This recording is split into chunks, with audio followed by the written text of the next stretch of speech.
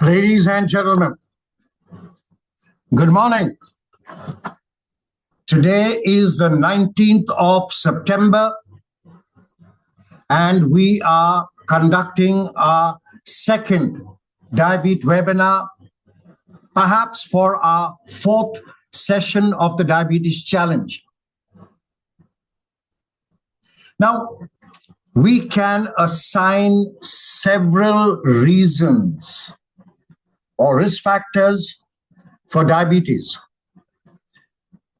You could have endocrinic reasons. Other risk factors include excess body weight, lack of exercise, stress, and so on and so on. But the most direct and relevant reason is diet, the food you eat. It is through diet that blood glucose enters the bloodstream, and excess sugar in the bloodstream is known as diabetes. And to complicate matters further, diabetes is an ailment or a disease in itself and the cause of several other ailments, including cardiovascular ailments, renal disease, eye-related disease, and so on and so forth. But let us not move away from the root cause. And clearly, the root cause is diet.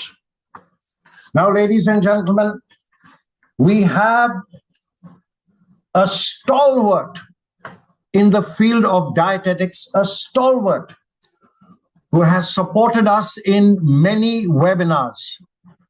The head of the Department of Dietetics in RAC Hospital, none other than Miss Ruba Al-Haroni. Now, Ruba sits at both ends of the spectrum.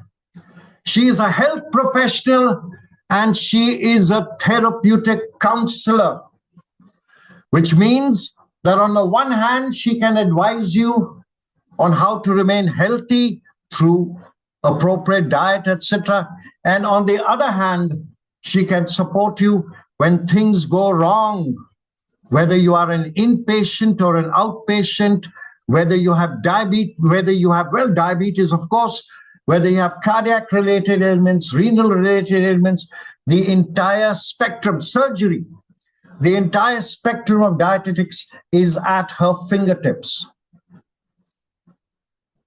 As regards the ailments, she is able to cover the entire spectrum. And as regards life, she is able to cover every age. Pediatrics, adults, geriatrics, pregnancy, lactation. All of these can be managed by Ruba.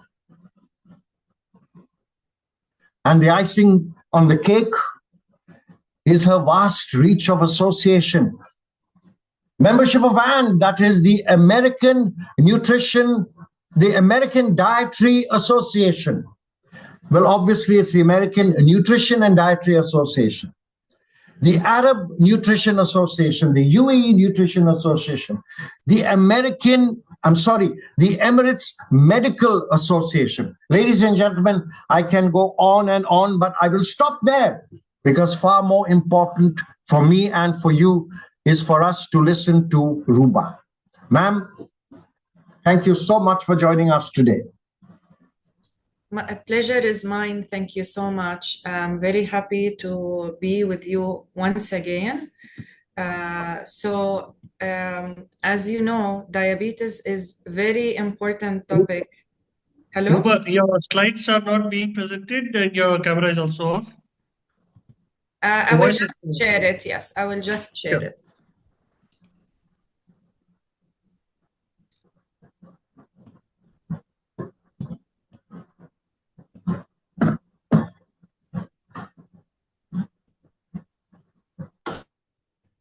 Is it visible now? Yep. Okay. Perfect.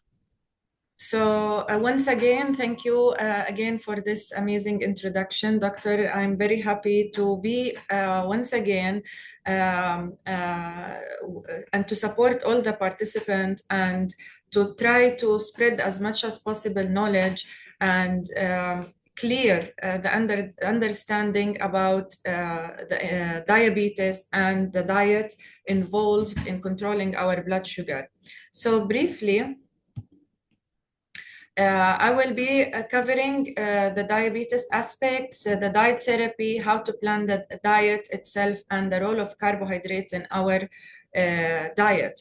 As a start, we need to understand the term of diabetes as it can be reflected into so many phrases to clarify what does it mean. It's not only about elevation in the blood sugar. It can be also contributed to a genetic or autoimmune disease that cannot be understood in a very smooth way. Let's say it's a group disorder characterized by elevation in the blood glucose, disorder in insulin metabolism, and inability to secrete sufficient insulin that is used.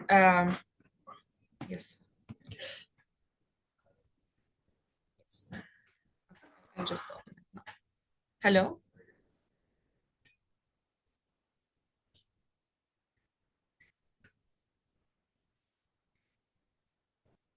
Hello? Yeah. So coming back to the diabetes mellitus, as we know, it can be there can be several types of diabetes. It can be inherited, or it can be actually related to our lifestyle. Sometimes during pregnancy and other life time during, let's say, lactation, postpartum, during youth, so many terms, so many types of diabetes can be there, but all can be controlled under, let's say, let's phrase it, and could be under the same treatment, which is basically lifestyle modification. Usually, after we eat, the insulin, which is a hormone released by our pancreas, usually it is after we are eating, it is released by our body, and it usually gets affected with the type of the body, type of food that we are consuming. So if we are not in control of so many things in our life, according to the food habits, according to our physical activity, stress level, and if we do not focus on how we are eating the food, not only the type of the food that we are eating, eventually it can lead to so many complications, and it is all related together. Whether we don't have any family history, if we are just, dealing with a slight elevation in blood cholesterol or hypertension, somehow if we do not fix the way we are eating, eventually it's gonna start the complications can be visibly seen. But the good news is there are fewer complications when the blood sugar is kept as close as to normal. By eating healthier food and being regularly physically active and medication if necessary. The goals of the diabetes treatment, as we know, is mainly to control the blood sugar and maintain it as close to normal as possible, and to improve our blood pressure as well as blood cholesterol, and manage our weight. And when I talk about managing the weight, usually in type 1 diabetes, people are less likely to be overweight. They tend to be either underweight, or they start losing weight, unfortunately, at certain point, if they don't tackle it up and they fix the way they are eating. So usually being overweight is more seen in type 2 diabetes in pregnant ladies and other types. And that is basically when we improve our weight, dramatically we have seen improvement in our blood sugar. So it is one of the main cofactors in the treatment of diabetes. And being overweight is defined actually by having a weight, or let's say body mass index, higher than 25. So what we can do, a very important aspect when I specify a diabetic diet or the diabetic therapy diet, I don't mention clearly, I don't specify clearly that we have to omit or completely reduce or abandon carbohydrates. Still, carbohydrates is one of the main source of energy to the body. What we need to be as much as possible smart in the choices that we make.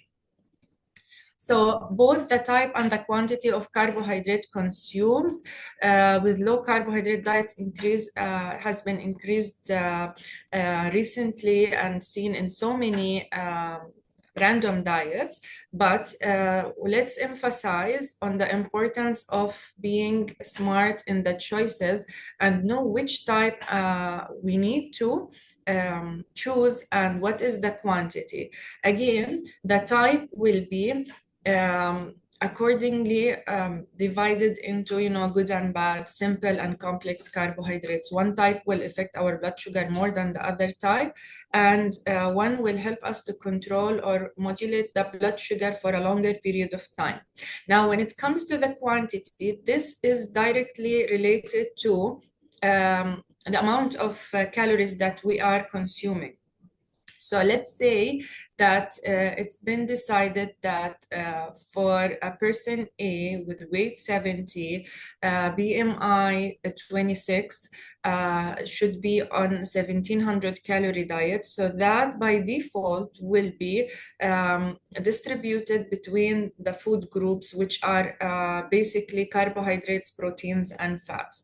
Then again, carbohydrates, it depends, these percentages varies between persons, and accordingly we are advising in a different way depending on the lifestyle, the physical activity, the age of the patient, and so on. So it's important to take a whole diet approach and not just a single nutrient. There is no specific requirement when I say consumption of carbohydrates or protein or fat, but basically a diabetic patient or a patient who is struggling with the control of blood sugar should, yes, restrict the carbohydrates somehow according to the total calories that they are taking, in between 40% to not more than 60%. Children will require higher percentage as they are still growing and they are still in higher needs. They are more active. And in terms of active adults, also they will require higher amount of carbohydrates. And that also can be decided individually. So the quality after the decision of the percentage of the amount is very important. As you know, there is a term we refer to called glycemic index. That means how likely the food can increase or cause a spike in your blood sugar. So good quality carbohydrates emphasize on low glycemic index food, which are also higher in fiber. And typically, most of the complex carbohydrates are lower in glycemic index. And it should be the recommendation should be based on the personal preference of the person and the response of each person and the other health targets.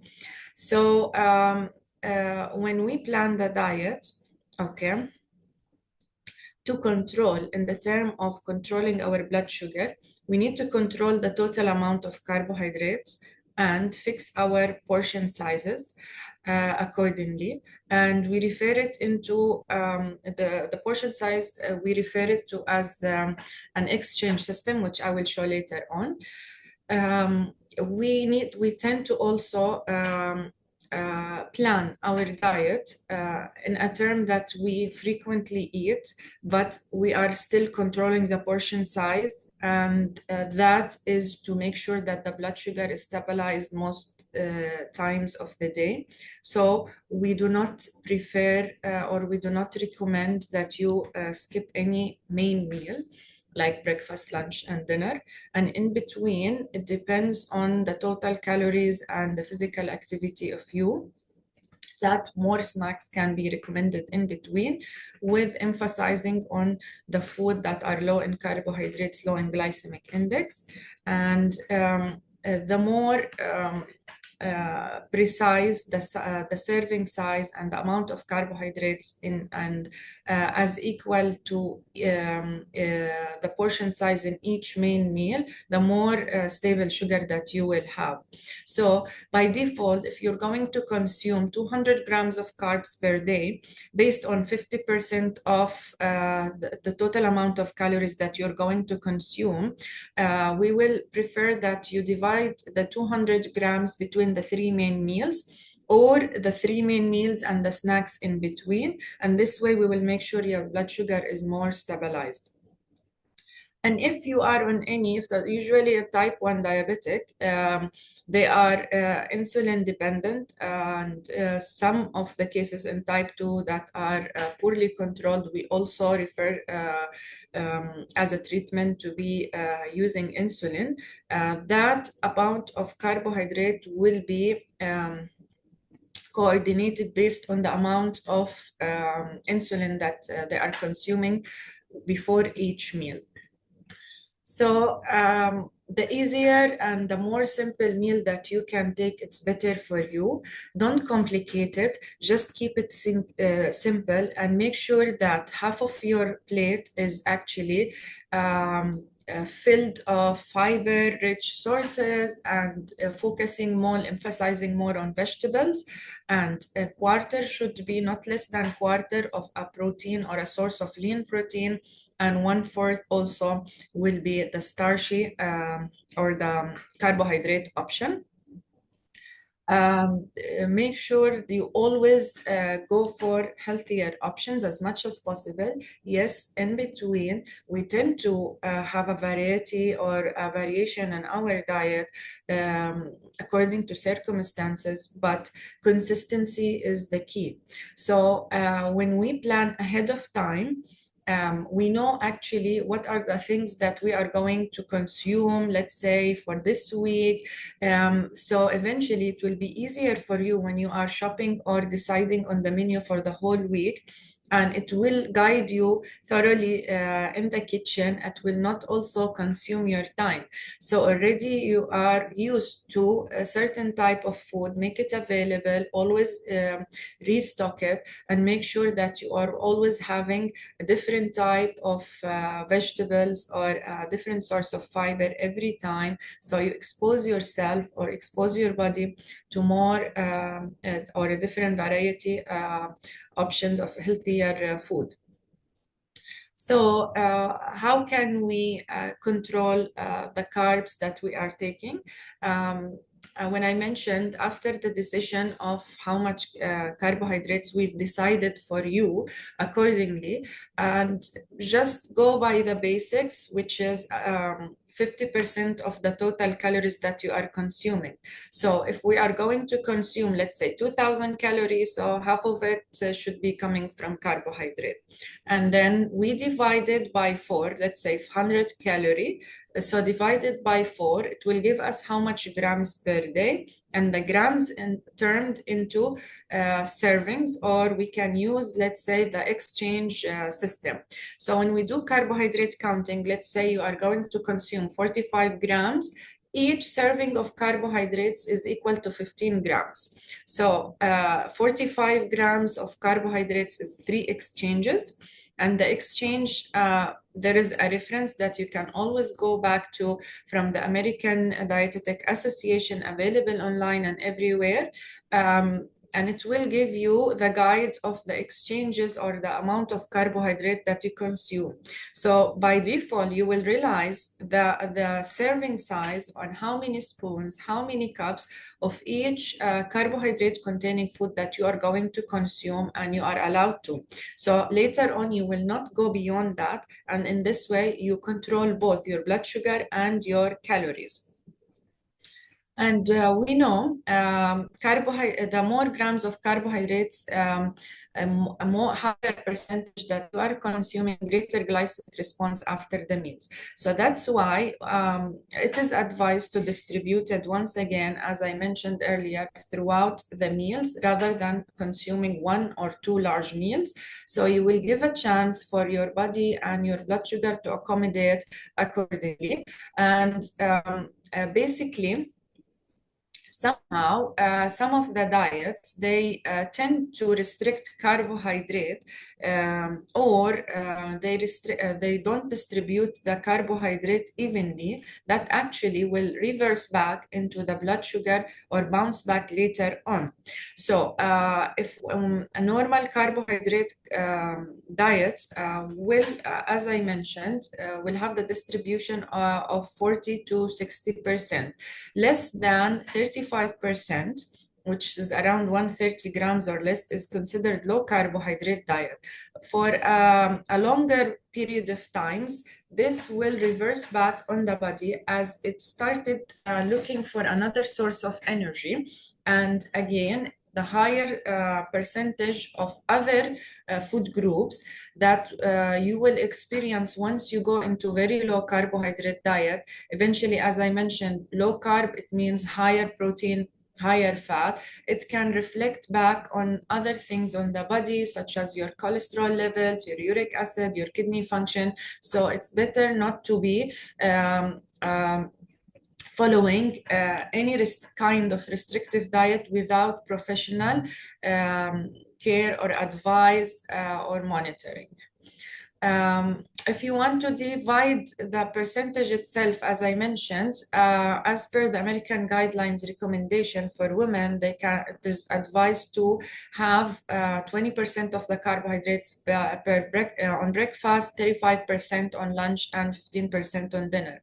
But in men, it will be different. So 40% in breakfast, 30% in lunch, and again 35% in dinner, almost somehow to equal point.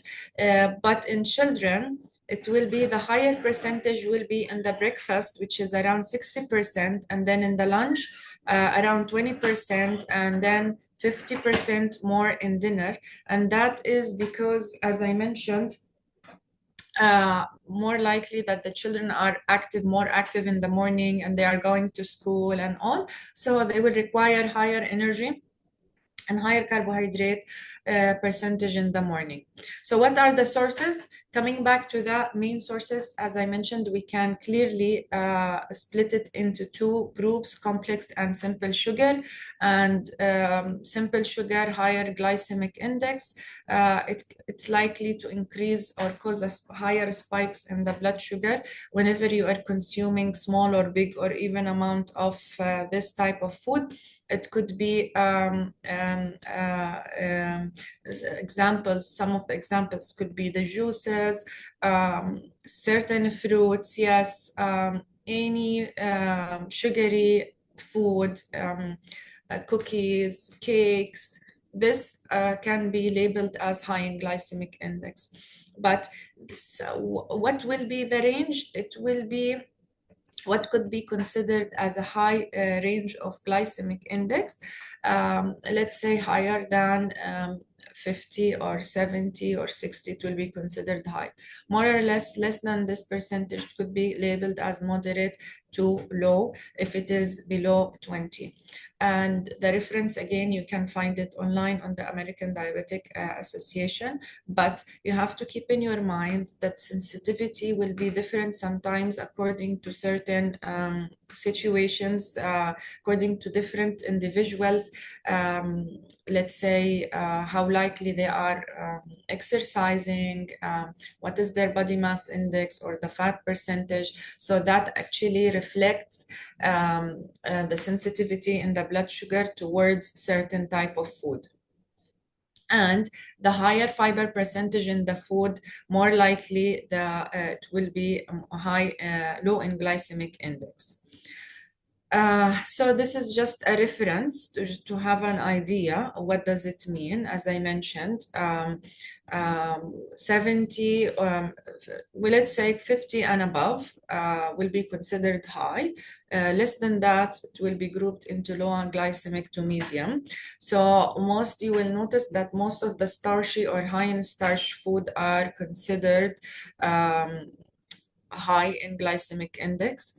But compared to the high fiber food like Quaker oats or Labran flakes, and that are high in fiber, are lower in glycemic index, which means you have to look into your fiber intake and make sure that you are meeting your daily requirements. Our daily requirements will vary from fiber between 20 to 38 grams, typically saying for women they will require 25 per day, and for men they will require 38 grams per day.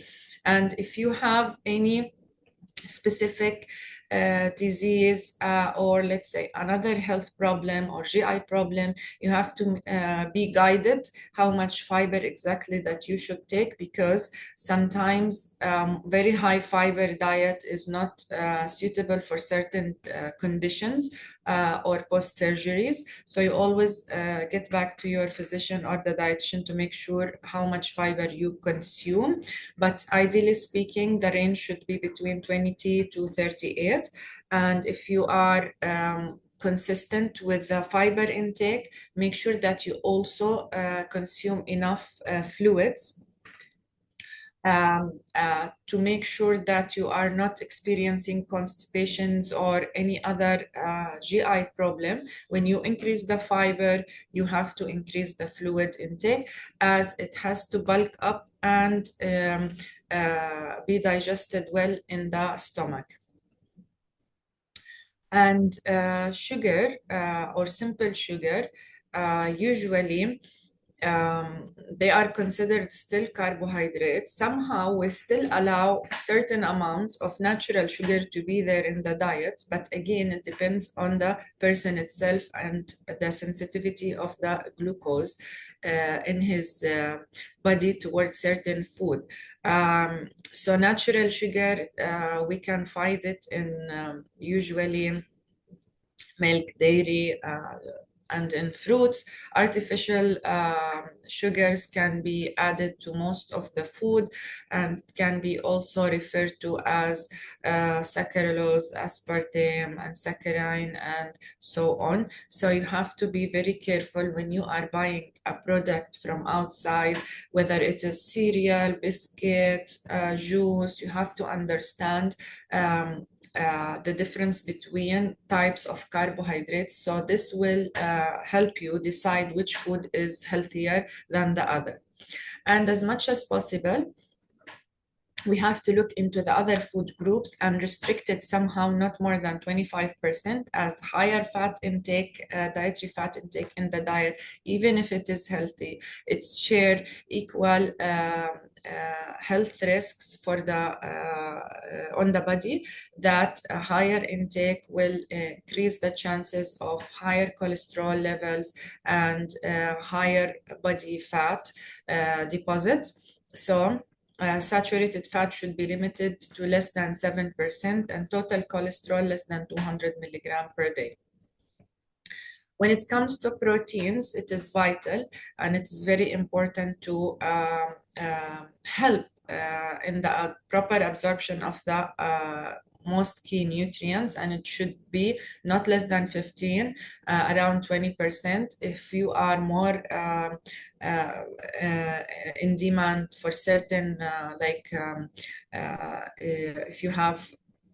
if you are more physically active, or you are under let's say situations, more stressed after surgery, will require more. Again, you can always refer back to the amount that you should take per day from the healthcare professionals, but ideally speaking, 15 to 20% is very good. Is an ideal for most of the body's functions to perform. And let's highlight the importance of the micronutrients, and specifically B vitamins. If you are on any type of diabetic medications, most likely will be deficient, so you have to make sure that you are consuming enough of sources of B12, mostly in pulses, mostly in egg, and so on. So let's recap and let's talk more about the low carbohydrate diet, as it's been for a long time a strategy for the management of type 2 diabetes. And accordingly, a lot of studies has been highlighting the benefits and the disadvantages.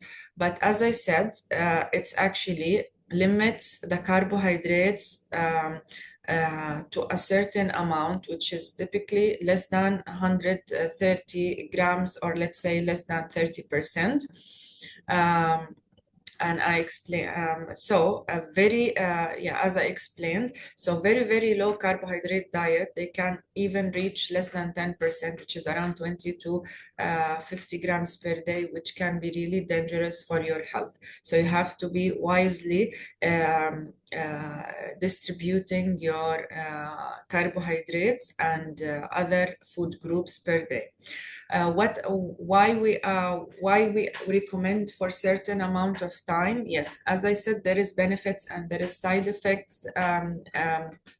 If it is for the purpose of weight loss, we can recommend it on and off. For certain health conditions, yes, we recommend low carbohydrate diet.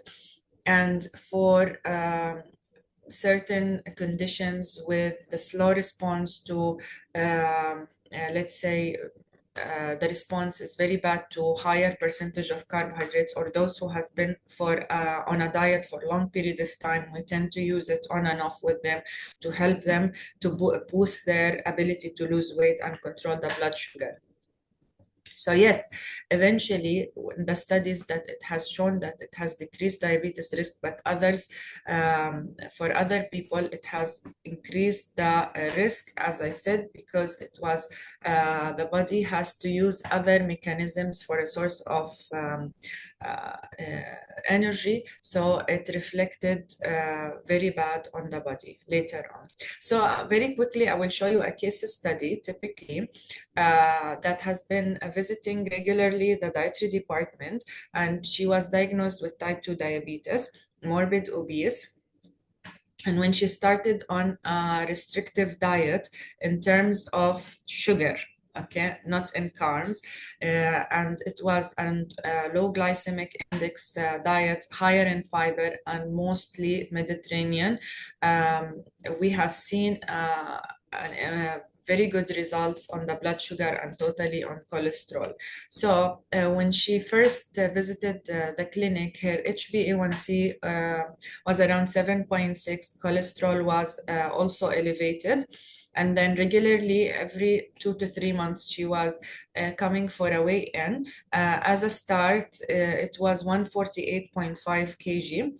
And eventually, with the diet control and lifestyle changes, basically, we have seen a very good result on her blood sugar, cholesterol, and as I said, 5 to 10% weight loss every month to 3 months has improved her blood sugar eventually. So the follow-ups were every 1 to 3 months according to her busy schedule, and then she improved all the bad, let's say, dietary habits, and she started exercising. She came back on July 2025.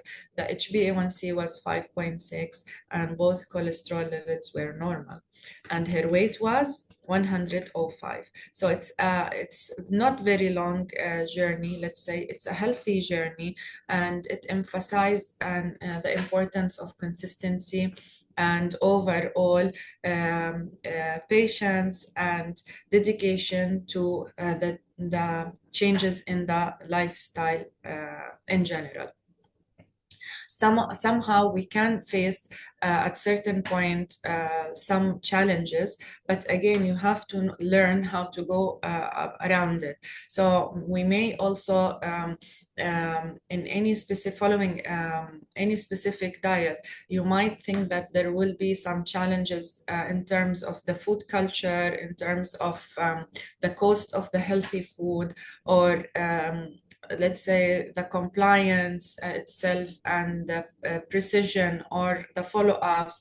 But remember, once you have started, there is no going back, and what has been improved, you have to try to maintain it, and that's the key. That's the main key. So if you go into a sample plan, if you want to plan your diet later on, what are the things that you have to keep in mind? As I mentioned, you have to split your portions evenly between the 3 main meals. Try as much as possible. Distribute the carbohydrates also evenly between the main meals, and involve fiber in every meal that you consume. Again, it is this is just general. It's not individualized. Some minor changes or major changes can be there according to the weight, height, physical activity, and so many other factors. We re-evaluated accordingly, and we advise you to the proper meal plan. But if you are following a healthier or you are looking into a healthier plan, make sure, as I mentioned, to follow the plating method. If you can see as an example, in the breakfast, there is a healthy carbohydrate option, a lean protein option, a healthier fat option, and then a choice of vegetables and a low glycemic index fruit. And this is the main sources of the fiber. And as a snack, you can go for 1 snack, 2 snacks, and even 3 snacks, just to cover up the total amount you are consuming during the day. If it is difficult for you, stick to the 3 main meals, and you should be fine, and you should see results. Thank you, everyone, and I am here to answer any question.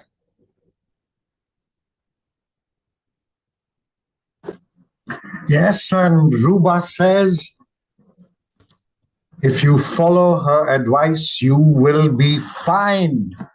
Well done, well done. You know,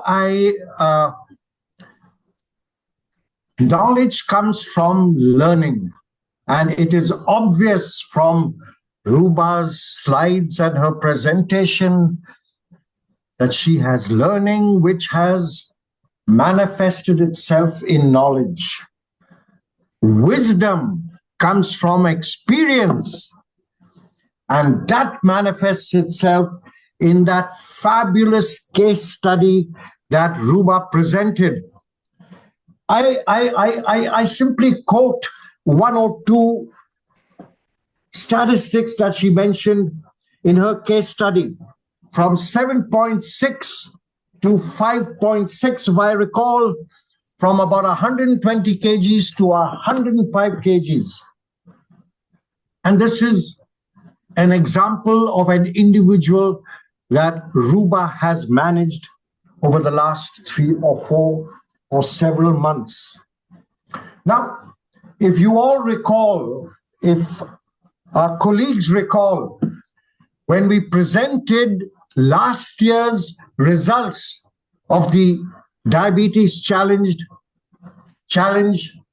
We presented similar outcomes of a start of the population at 7.8 and of an ending of the population at about 5.6 or 7. And Ruba's case validates that, which means that our findings for the population have been specifically validated by Ruba's suggestion about the methodologies we used.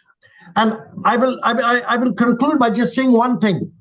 Ruba frequently spoke about diet. Of course, that was her subject, but she also spoke about medicine. And she presented it such that, of course, there are medications that you can take, but lifestyle change is also a medicine. And for that, I thank you very much, Ruba. As always, you are brilliant. Thank you so much. Thank you so much. Dr. Wilku, I can carry on forever, but you have the question, so please go ahead. Thank you. Thank you, Professor. Thank you, Ruba, for a wonderful presentation, as always. Like Professor said, learning from a learned person with so simple and straightforward things to mention, it was really wonderful listening you. We have many questions every time we get questions. Now, there is similarly when we see the questions, most of the questions are very common questions. Like Sarfaj has asked, you said about the role of proper diet in diabetes management. Does it mean the portion control or eating a specific food for a better sugar levels? Because nowadays in social media there are lot of things coming up. Eat this, don't eat that, to have a good control in the sugar levels. So, what is your suggestion on this? I can emphasize again on the importance, yes, of the portion size. But most importantly, it's not only the portion size to be controlled, but also the quality or the type of food. So when we tend to choose our food or our meals, we have to make sure that the food is healthy, is not containing additives, as in like oil and sugar, as natural as possible, and revised. The portion revised means how much our body needs, how much our calories, that it should be addressed or translated in the portion size. And portion size, it can be decided, or it can be also reflected by using simple methods such as the measuring cups, such as the measuring weighing scale in grams, and accordingly how much the carbohydrate inside the food itself is not the same weight as the food product. So as I mentioned, one exchange is grams. So one exchange of carbohydrate, like 1/3 of cup of cooked rice, this is one exchange. So it means it has 15 grams of carb. But the weight of itself, 1/3 of cup will not exceed 50 grams of rice. So Yeah, you have to look into your portion size as well as the type of food that you are adding to the meal or to the plate. Yeah, generally we have heard you saying when you plan a plate, so half of your plate should be salad and raw vegetables, and then half should be whatever you want. You can have that, like to have a portion control. Yeah. Second question, what we got from Nida, keto diet. Again, this keto diet is coming for many reasons. Is keto diet good for diabetes? Will it help to maintain blood sugar? So first of all, I explained that any pre-fad diet or popular diet that we are seeing, we should not follow, or we should not randomly be on before actually getting proper advice. And that is why, because certain bodies will not tolerate such kind of diet. So if we want to translate, what does it mean, a keto diet? Keto diet, actually, the first time it has been used hundreds of years ago, it was for an experimental purposes, and where it came popular after that because they used it on certain conditions such as the patient suffering from frequent seizures, epilepsies, and all. And following a keto diet for a prolonged time is not advised, even for a sick person, like for certain condition. It has to be under supervision and either hospitalized or frequent visits to the clinic.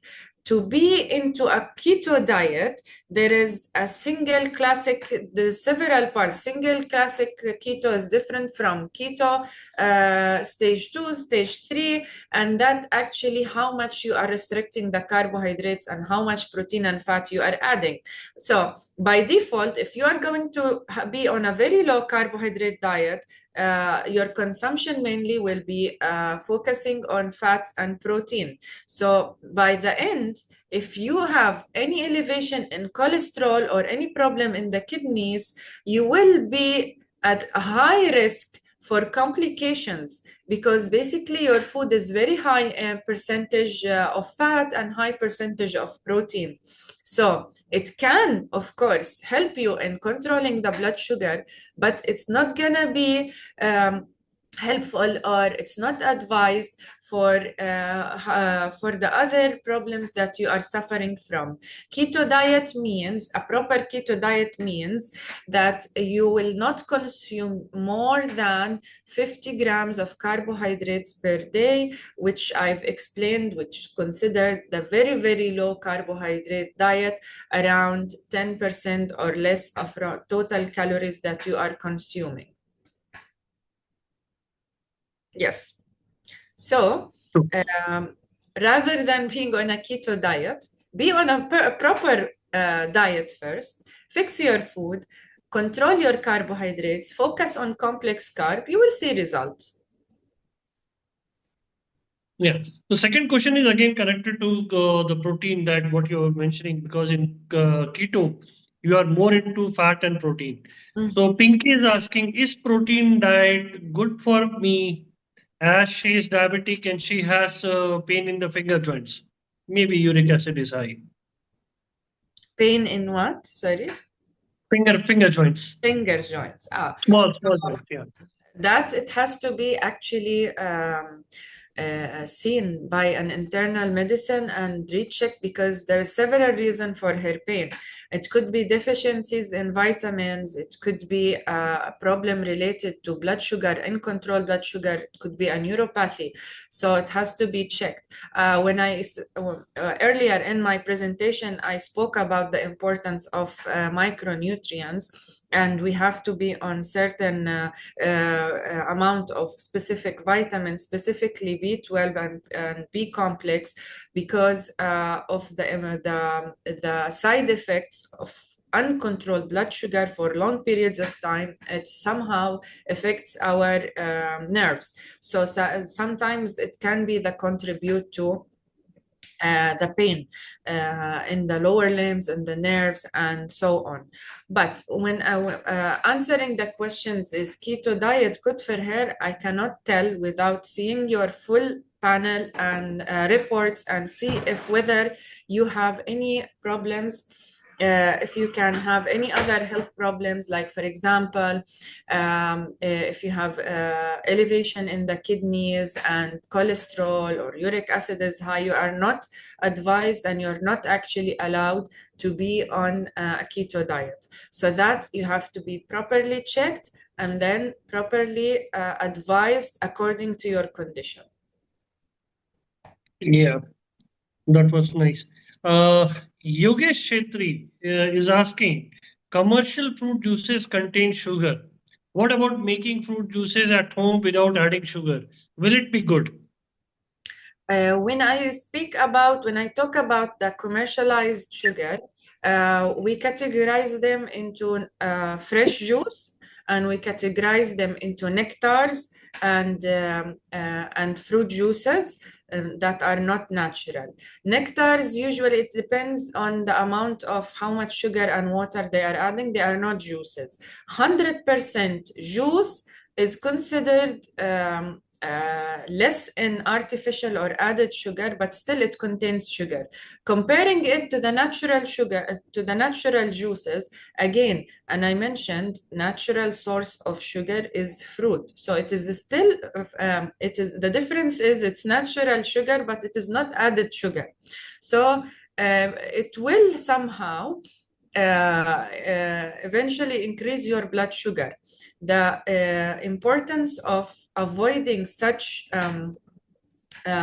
product or juice is to control your blood sugar by not having a higher glycemic index food, as it's considered one of the main products that are cause a spike in the blood sugar. When you have a fresh juice, artificial juice, whatever juice, any high in sugar drink, your blood sugar will go up very high, and the spike will be followed by a drop down. Inconsistency in the blood sugar later on will create a problem and will actually cause an elevation in blood sugar, and later on it will be reflected on your reports and HbA1cs. Yeah, true. So Yogesh has again WhatsApp me one question. You people say fruit juices are instead of fruit juices, eat a fruit. What about watermelon? Because many doctors and many dietitians say to avoid watermelons and other melons, grapes and mango. Isn't it good? Now I explained why they are usually advising not to, because it's high in calorie, high in sugar, high in glycemic index. So if we have an inconsistency in the blood sugar levels or variation or uncontrolled blood sugar, we tend to advise or limit fruits from the diet itself, because we have other sources, which are the fiber, higher in fiber sources, which are the vegetables. We have the oats, we have the pulses, legumes, so are less in sugar, lower in glycemic index, higher in fiber. When we tend to advise avoid, it means that it will cause a variation in the blood sugar. So if we've seen in the readings, or the doctor has seen in your readings, that the blood sugar is mostly on the higher side, why would you want to advise to be consuming high in glycemic index fruit? Refer back to the schedule that or the table that I mentioned earlier. There are variation. Watermelon is considered on the higher level, not low, moderate, but to the higher level. And mango as well, banana as well, all fruit juices, dried fruits are considered high in glycemic index. Where in the other hand, we can freely advise on the portion to be included daily of fruit that is low in glycemic index, such as strawberries, berries, kiwi, and you can check all of that. The key importance is to fulfill your diet with the healthier option that you have. Yeah, true.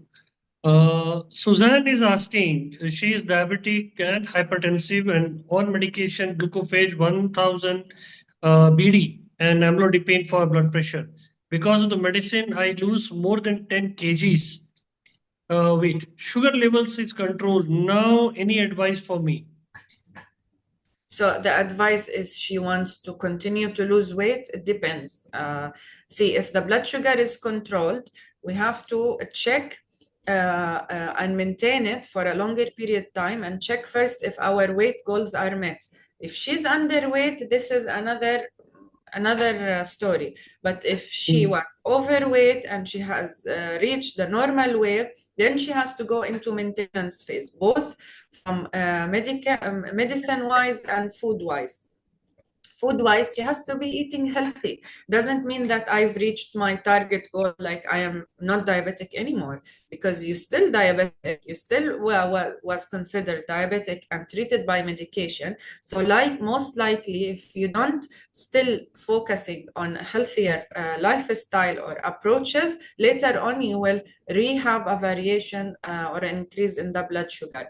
So stay active, healthy, control your portions, not to a level to lose weight if you already reached the target weight, and make sure that you are consuming as much as possible food that are beneficial to your health. Yeah, that was nice answer. I was wondering about this fasting business. Now, Poco has asked, what do you suggest, intermittent fasting or a regular fasting? Which one is better? Most confusing, most advocating thing. Okay. I cannot say it's the same. You cannot compare it, because the total normal fasting, if you are referring to like similar to Ramadan, if I say, this is completely different, because you are fasting in a different terms and different conditions and different timing, and you are completely restricting food and water. But intermittent fasting, you can do it in several ways: 12 to 12, or 8 to 16, or 24 hours to 24 hours. So that will allow you to consume beverages without sugar, like water is allowed, caffeine intake, like coffees and tea, this is all allowed. So still, when you are introducing something to the body, the mechanism and the hormone will act in a different way. It is still under studying. A lot of really nice studies and research about intermittent fasting and the improve and the benefits of it. But the conclusion that I want to highlight on, that it is not applicable for everyone. Okay, doesn't mean that it worked with person A, it will work with person B, because both will be under different circumstances, different conditions, different health conditions. And remember, specifically, if you are diabetic, if you are going to fast, if you are going to if your blood sugar is uncontrolled, this pose a risk to you, as blood sugar can be very low, drop very low, or go very high. Okay, if it is somehow under control, you can revise and see whether you are applicable to. But again, intermittent fasting should not be followed for longer the period time, more than 2 months or 3 months. Third is, if you are diabetic with medication, it's not allowed to do intermittent fasting, as your medication specifically are related to your consumption of food and the release of blood sugar after consuming the food. So you have to be understanding what are you doing and what is the proper way, and follow that. Yeah, that was actually a wonderful answer regarding this intermittent fasting for diabetic patients on medication. Because many people, many patients come across reading on social media that intermittent fasting is good, and they start doing it, landing up into different situations. They don't understand they are already on medication, and And doctor has yes, to. Yeah, yeah, yeah. So that and one for more thing, sure doctor, they. also, Yeah, they please have to tell it. understand, if you are fasting, it doesn't mean that when you are breaking the fast, you're allowed to eat everything. So still Yeah. you are on diet. So you are just restricting or limiting the period of time that you are eating. Plus, you are restricting the calories or the type of food that you are taking. It doesn't mean I am doing intermittent fasting and then I can eat whatever I want after 11 o'clock or 1 o'clock. I see a lot of these cases in the clinic. They come to me, oh, I've been following the intermittent fasting. I've not losing weight. I've been being on diet, such and such. And then when you go back to their schedule routine or their food habits, you realize that they are not on diet. They're just eating biryanis or whatever, cakes and all. Then what's not considered a proper diet. Yes. True, true, true. That's the reason we see every time during Ramadan, most of the people, just because throughout the day of fasting, they eat a lot of things and they put on weight. Yeah, True. true. Yeah. Okay, so I think I have covered all the questions and hope all the answers will be satisfied for the questionnaires. Uh, Ms. Rupa, I will just on the end, I will request one thing, one takeaway message in one line you would like to prefer. If I want to put it, there's so many words, but I would say just take care of your body, as your body is your palace, I would say. If you don't take care now, if it's your own home, if you don't take care of it, it will surely reflect back on you. So be healthy, stay active, eat well, and wishing you all the best. Thank you so much, Ruba. Professor, over to you. You know, I seem to recall that I have used words like learned, knowledgeable, experienced, wise. Allow me to, if I may, add just one more word, and that is brilliant. I love the answers. I love the nuances. I love the method in which Ruba was able to delve deep and modify and change. That was, if I may add another few words, outstanding and excellent. Thank you so much, Ruba ma'am. I'm speaking to you from India, but I will be delighted when I come back to the UAE and say hello to you and thank you in person. Thank you so much. Thank you. Thank you so much, Doctor. Thank you. Okay. Thank you. Now, Dr. Wilku, thank you, sir, for putting all of this together. Thank you so much. I want to thank our audience for the lovely questions that they asked. I want to thank our support staff in Arabian Wellness and RAC hospitals, and to inform our participants that the next webinar is on your screen, Cardiometabolic Syndrome. Our speaker, Dr. Hala. The date, 26th of September. And I will be talking to you at that time from the UAE. Thank you very much. Good day. And have a great evening. Thank you. Bye-bye.